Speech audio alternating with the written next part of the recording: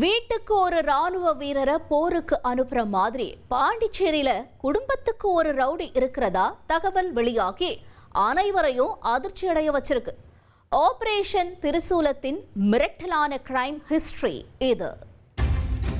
ஜில்லா திரைப்படத்தில் ஒரே இரவில் தூங்கா நகரத்தின் ஒட்டுமொத்த ரவுடிகளையும் கட்டம் கட்டி கைது செய்வதை போன்ற காட்சிகள் இடம்பெற்றிருக்கும்.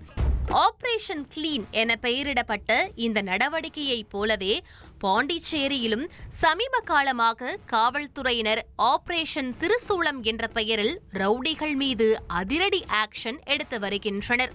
நொட்டோரியஸ் கிரிமினல்ஸ் என கண்டறியப்பட்ட 200 பேரை போலீசாரின் கண்காணிப்பு ரேடாரில் வைத்திருந்த நிலையில் அதில் தற்போது ஒரே நாளில் 50 பேரை அதிரடியாக கைது செய்துள்ளனர்.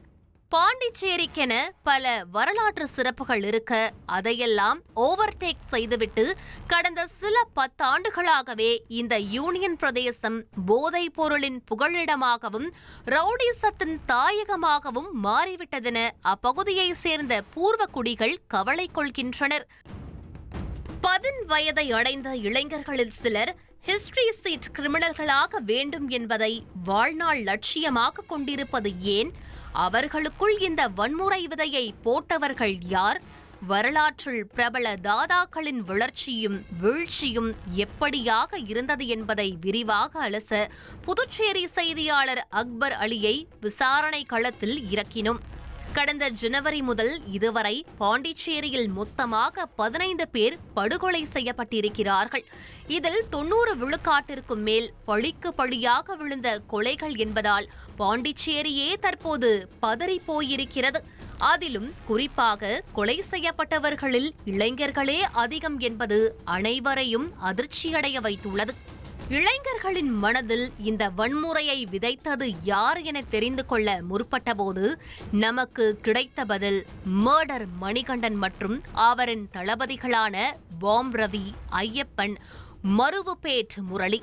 ஒரு காலத்தில் இந்த பெயரை கேட்டால் புதுச்சேரியே அலறும் அளவிற்கு யூனியன் பிரதேசத்தில் அசுர பலம் கொண்டவர்களாக ஆயுதங்களோடும் அடியாட்களோடும் வலம் வந்திருக்கிறார்கள்.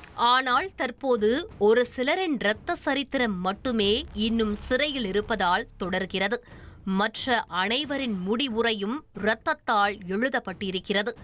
ஒவ்வொருவரும் கெத்தாக வலம் வந்த அதே புதுச்சேரி சாலையில் முன் விரோதம் காரணமாக ஓட ஓட விரட்டி படுகொலை செய்யப்பட்டிருக்கிறார்கள் என்பதும் வரலாறு.